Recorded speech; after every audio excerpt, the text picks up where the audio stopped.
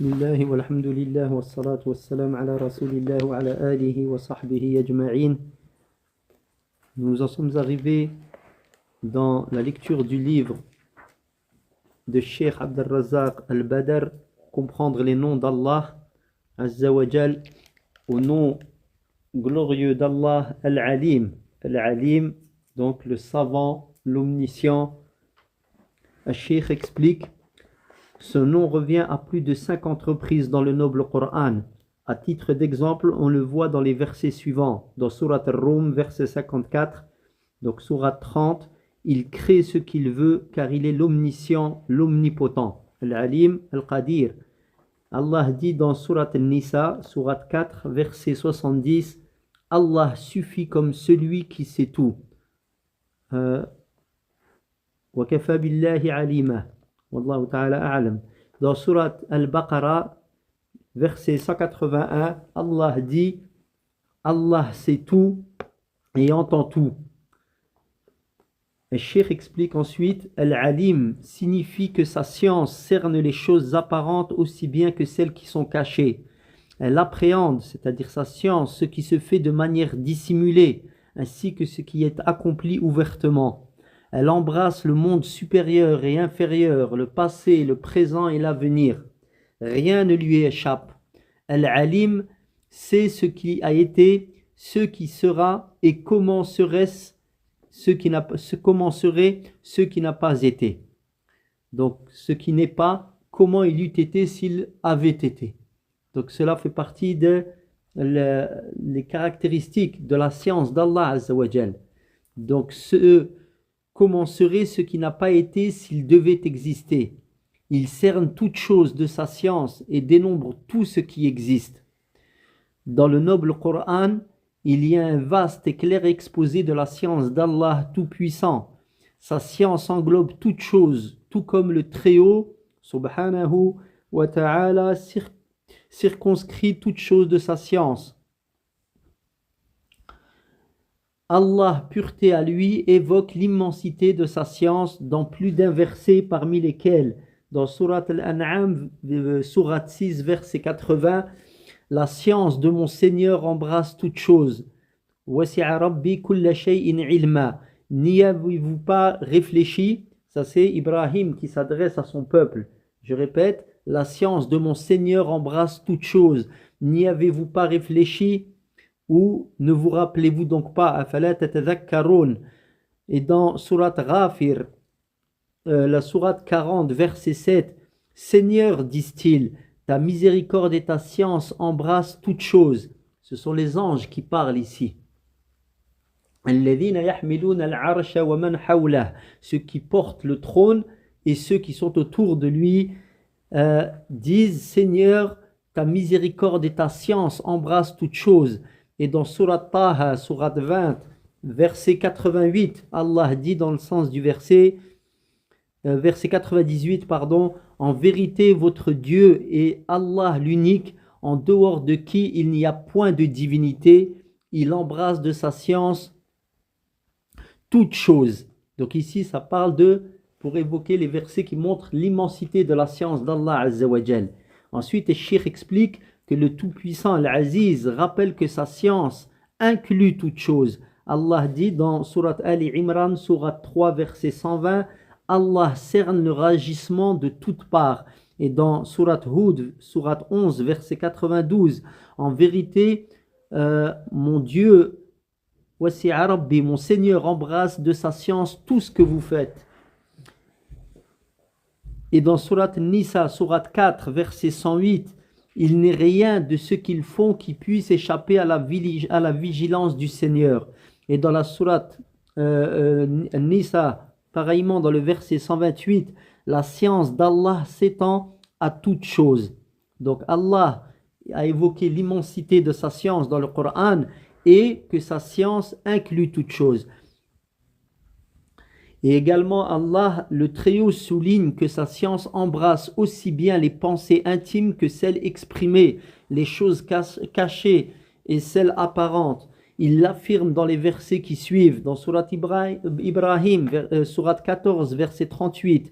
Seigneur, tu connais toutes nos pensées, des plus patentes aux plus intimes, car il n'y a rien qui soit caché à Allah, ni sur terre, ni au ciel.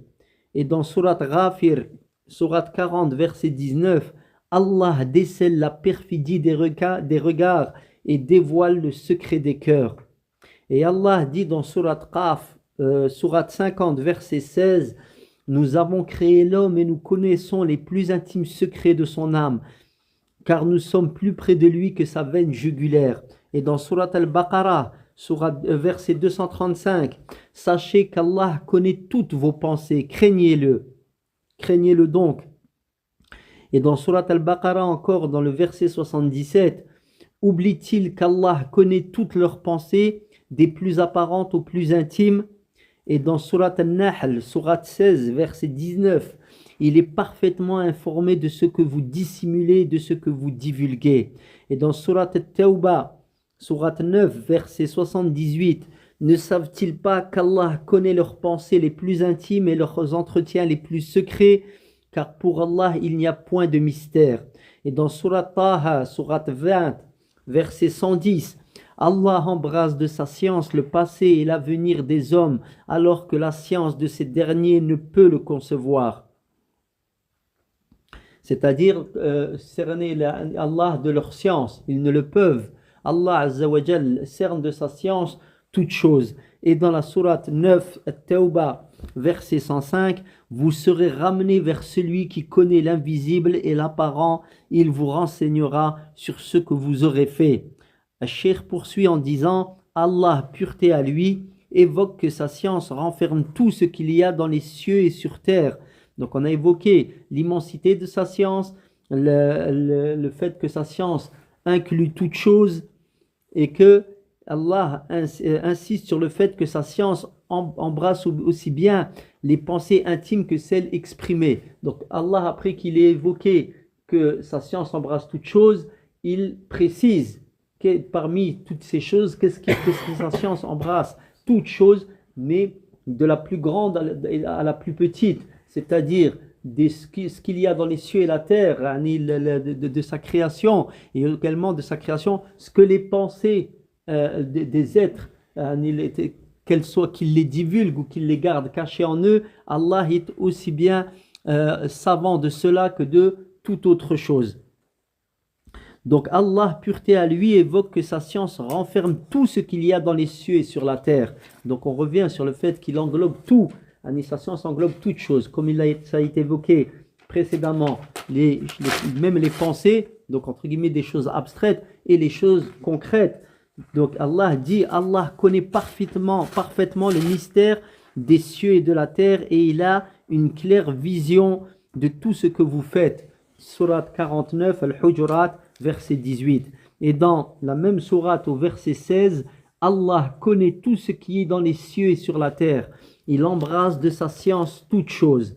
Dans d'autres versets, le Tout-Puissant souligne qu'il est le seul à détenir les clés de l'invisible. Nul autre à part lui ne les connaît. Donc ici, on fait remarquer que de par ce fait, Allah Azza wa Jal est le seul à connaître les clés, à détenir les clés de l'invisible, à connaître l'invisible.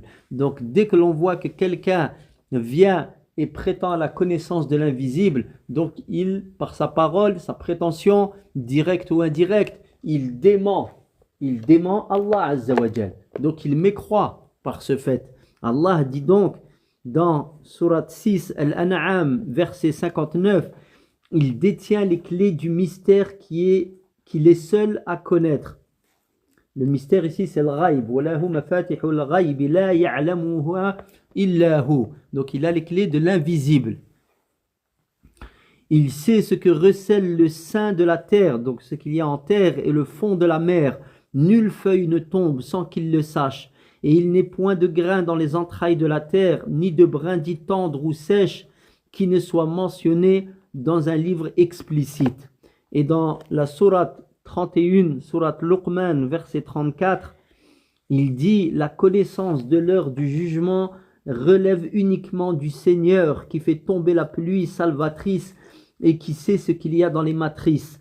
et nulle âme ne sait ce que lui réserve l'avenir, donc ce que lui réserve Allah dans l'avenir, et nulle âme ne sait en quel endroit elle va mourir. Allah seul est omniscient, alim, et parfaitement informé, khabir.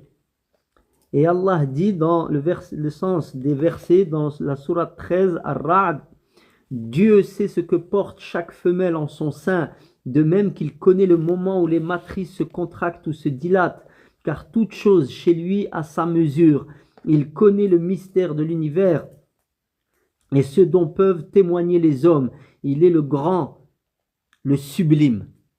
Donc on voit ici qu'Allah conclut les versets par des noms souvent, et on l'a vu, cela a un rapport avec ce qu'il a évoqué dans le verset. Ici, le grand, le sublime, Allah Azza wa Jal, il parle, il informe de sa création et sa connaissance aussi, de sa création. Et comment serait-il autrement alors qu'il est celui qui a créé, donc il a créé par le conséquent, il sait ce qu'il a créé. Allah, avant de créer, sait ce qu'il va créer, et Allah Azza wa Jal écrit ce qu'il va créer, car toute chose auprès d'Allah est prédestinée et décrétée. Donc Allah sait, puis Allah écrit, puis Allah veut ce qu'il crée, et puis Allah crée. Et Allah, tout cela, il fait partie de sa sagesse, car Allah Azza wa Jal ne crée que par sagesse, non pas par badinerie ou par amusement. Comme il le dit lui-même, subhanahu wa ta'ala, si nous avions voulu prendre un amusement, nous l'aurions pris en deux vers de nous-mêmes, en deux vers nous-mêmes. Donc, il n'a pas besoin de la création, et toute la création a besoin d'Allah. Donc ici, le verset que je viens de citer, donc c'est وَمَا خَلَقْنَا السَّمَاءَ وَالْأَرْضَ وَمَا بَيْنَهُمَا. Nous n'avons pas créé les cieux et la terre et ce qu'il y a entre eux, la'ibin, par jeu, pour nous amuser. لَوْ أَرَدْنَا أَن نَتَّخِذَ لَهْوًا لَاتَّخَذْنَاهُ مِن لَدُنَّا. Si nous avions voulu prendre un moment d'amusement, nous l'aurions pris en devers de nous-mêmes. Donc Allah montre ici, dans ce verset, dans d'autres, qu'il a créé les cieux et la terre et ce qu'il y a entre eux par une sagesse. Il y a une sagesse. Et je me permets cette parenthèse parce que c'est très important de comprendre cela. Il ne suffit pas de croire qu'Allah est le créateur et qu'Allah sait ce qu'il crée, qu'Allah sait pourquoi il crée, ou plutôt sait ce qu'il crée et qu'il veut ce qu'il crée et qu'il a décrété ce qu'il a créé, mais il faut savoir aussi être convaincu du fait qu'Allah sait pourquoi il l'a créé. Pourquoi il l'a créé? C'est pour une sagesse, dans une sagesse infinie d'Allah Azza wa Jal. Et il y a une raison à tout cela. Et ça n'est pas par badinerie. Le cheikh poursuit en disant: la foi en ce sublime nom, Al-Alim, donc celui qui sait tout, qui englobe tout de sa science, qui est l'omniscient, eh bien la foi en ce nom engendre des effets bénis sur le serviteur. Celui qui comprend cela, ce nom, qu'Allah est Al-Alim, qu'il a cette qualité, voir, c'est le plus grand censeur, la connaissance de ce nom, c'est le plus grand censeur et le meilleur sermonnaire, c'est-à-dire c'est ce qui est le plus à même parmi les noms d'Allah, un des noms qui est le plus à même de réfréner les ardeurs du serviteur quand il veut effectuer une désobéissance, ou quand il a envie de commettre, donc j'ai dit, une désobéissance à Allah Azza wa Jal, ou quand il se retrouve dans une assise où la désobéissance est commise, ou lorsqu'il est en train de commettre une désobéissance, il pense qu'Allah, on l'a vu, il est le Sami' al-Basir, mais Al-Alim, il sait ce qu'il va faire, il sait ce qu'il est en train de faire. Donc c'est ça qui est le plus à même de le freiner dans ce qu'il fait. Le Cheikh Muhammad al-Amin al-Shinqiti, rahimahullah, déclare: les ulama, donc les savants, s'accordent à dire que c'est le plus grand censeur. Donc ce nom, la connaissance de ce nom et la mise en pratique des conséquences qu'il implique est le plus grand censeur, donc le plus grand frein et le meilleur sermonnaire. Donc à comprendre et à méditer ce nom, ça va avoir un effet positif. C'est comme celui qui se souvient des versets où Allah parle de sa science, des hadiths où le prophète sallallahu alayhi wa sallam il évoque la science d'Allah. C'est un sermon. Donc ce nom en lui-même, il nous donne un sermon sur le comportement à adopter. Donc il est le meilleur sermonnaire descendu du ciel sur terre. Ils ont cité, c'est-à-dire les savants, à ce propos un exemple. Le meilleur exemple appartient bien sûr à Allah. Ils disent, les savants, donc en expliquant l'effet positif du nom Al-Alim, et qu'il doit avoir un très grand effet sur nous, nos cœurs et nos comportements, ils disent, les savants, imaginons qu'il y ait dans cette lande, donc cette terre, un roi fort, puissant et invincible, entouré de ses armées, prêt à tuer tout homme qui violerait son sanctuaire, donc sa propriété. Or, la suite de ce monarque est constituée de ses filles, de ses femmes et de ses concubines. Viendrait-il à l'esprit de l'un des hommes présents dans sa cour de commettre un acte équivoque, c'est-à-dire qui irait à l'encontre qui désobéirait à ce roi? Si on disait aux gens du pays que même dans son sommeil, le roi de cette terre était au courant de leurs abjections, de leurs actions et ce qu'ils pratiquent de mauvais, il passerait la nuit dans la discipline. Or, c'est là qu'on dit qu'à Allah appartient l'exemple, le plus grand. Ils ont cité cet exemple pour nous rapprocher un petit peu rapprocher de nos esprits. Ils disent, or voici le créateur des cieux et de la terre, le puissant roi qui s'adresse à eux à travers les versets de son livre. On ne tourne pratiquement aucune page de ce noble Coran. Pour ma part, je fais une remarque ici, je n'ai pas compris pourquoi il dit ici, je ne sais pas si il faudrait vérifier l'original, Allahu A'lam, quand il a parlé de or la suite de ce monarque est constituée de ses filles, de ses femmes et de ses concubines. Allahu A'lam, il doit y avoir une explication à ça. Parce que là, à la lecture littérale, là, je ne vois pas pour ma part le sens ici, pourquoi est-ce que ça a été ramené ici. Allahu A'lam. Donc, ensuite, donc les savants, ils disent, voici donc Allah, le créateur des cieux et de la terre, le puissant roi, qui s'adresse à eux à travers les versets de son livre. On ne tourne pratiquement aucune page de ce noble Coran sans y trouver ce grand sermonnaire et ce sublime censeur, c'est-à-dire le nom d'Allah Al-Alim et tout ce qui a trait. Allah, il dit, il est au courant de toutes choses. Dans Surat Al-Nahl, il dit, Allah est parfaitement informé de ce que vous faites. Il sait ce que vous dissimulez. Dans Surat Al-An'am, il dit, nulle feuille ne tombe sans qu'il le sache. Dans Surat Qaf, nous avons créé l'homme et nous connaissons les plus intimes secrets de son âme. Dans Surat Al-Baqarah, sachez qu'Allah connaît toutes vos pensées, craignez-le donc.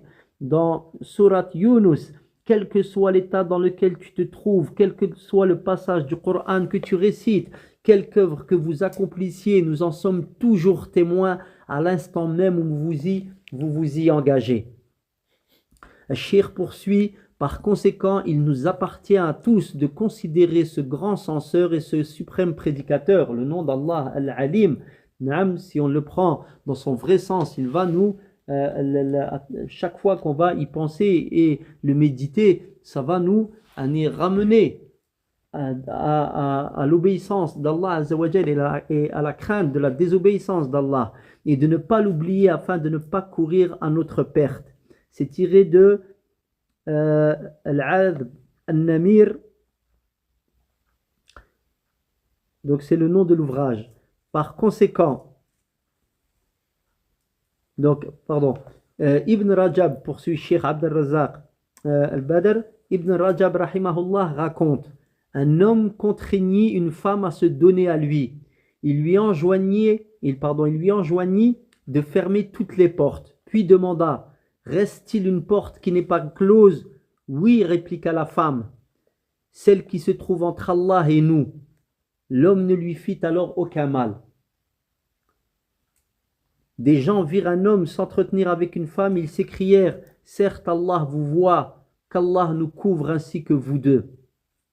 Donc ici, cette femme, elle a rappelé à l'homme que naam, les portes matérielles, elles sont fermées.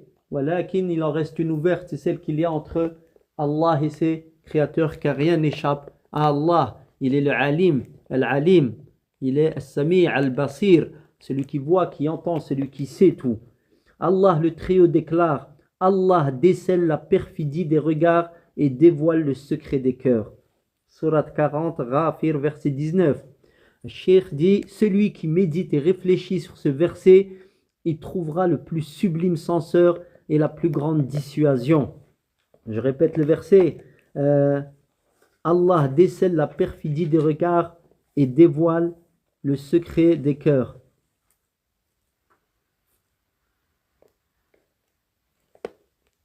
Allahu a'lam en arabe ya'lamu kha'inat al-a'yun wa ma tukhfi as-sudur. Donc Allah, je le répète, décèle la perfidie des regards et dévoile le secret des cœurs. Ibn Kathir explique ce verset.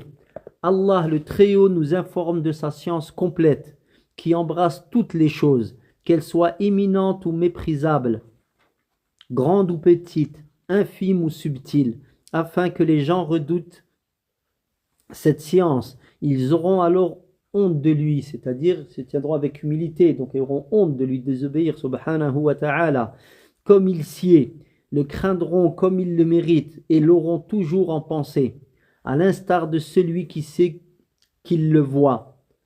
En effet, le Très-Haut connaît l'œil qui trahit, même s'il expose une loyauté. Il sait ce que recèlent les poitrines en fait de conscience et de pensée intime. Ici, je me permets une parenthèse. Quand on sait que Allah Azza wa Jalla, cette parole de l'imam Ibn Kathir, donc le Très-Haut connaît l'œil qui trahit, même s'il expose une loyauté. Il sait ce que recèlent les poitrines en fait de conscience et de pensée intime. Donc Allah Azza wa Jalla, on prend un exemple flagrant de cela. Iblis, le plus grand ennemi d'Allah Azza wa Jalla, était parmi les anges. Allah l'a élevé parmi les anges. Il était adorateur d'Allah subhanahu wa ta'ala. Donc Allah, il est, selon la parole la plus sûre, donc c'était un djinn. Un djinn, Iblis.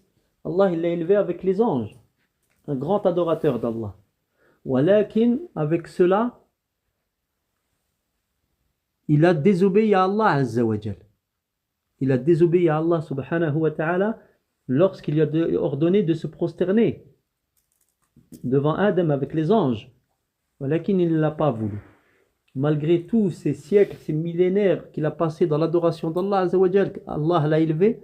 Walakin Allah Azza wa Jal, il l'a déchu, ce djinn, Iblis, et en a fait de son plus grand ennemi. Pourquoi? Parce qu'Allah Azza wa Jal savait, depuis avant de le créer, qu'il allait avoir ce comportement. En fait, il avait cela en lui. Il avait cela en lui. Même dans les moments où il était, on peut dire qu'il était sincère, mais il avait cela en lui. C'est pour ça que le musulman, ici, ça nous rappelle quoi? Ça nous rappelle le fait que nous, c'est pas parce que ici, maintenant, on est ici en train de faire salat, je suis ici en train de lire ce livre que je lis, que vous êtes là à écouter, ça veut dire qu'on est préservé. Là, et là, on comprend, on peut faire le lien avec la peur des sahaba, radiyallahu anhum, des prédécesseurs, quand ils avaient peur de sou al-khatima, la mauvaise conclusion des œuvres, de leur vie. C'est de cela qu'ils avaient peur, ceux qui n'étaient pas encore venus. Ils demandaient pardon pour ce qui s'était passé, pour ce qui était passé. Voilà, bien entendu, le musulman, il est optimiste dans ce qu'il a fait, il espère la miséricorde d'Allah, mais il craint. On ne sait pas ce qu'Allah Azza wa Jal nous a destiné. Donc Allah, sa science, elle englobe cela. Ça n'est pas par injustice qu'il a rejeté Iblis. Walakin, il avait cela en lui. Donc Allah Azza wa Jal, il exige de nous que l'on soit continuel, en continuelle repentance envers Allah Azza wa Jal, et avoir à l'esprit que nous sommes faibles et que sans son aide on est perdu. Et c'est ça le sens de Iyyaka na'budu wa iyyaka nasta'in. C'est toi seul que nous adorons et de toi seul nous implorons le secours.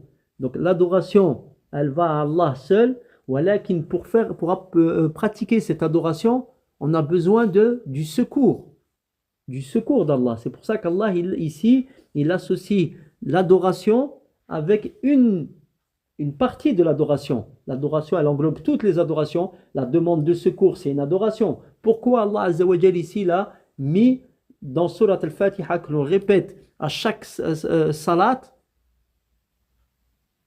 il a spécifié dans ce verset Iyyaka na'budu wa iyyaka nasta'in, c'est toi seul que nous adorons et de toi seul nous implorons le secours. Pourquoi il n'a pas dit de toi seul nous demandons le paradis et de toi seul nous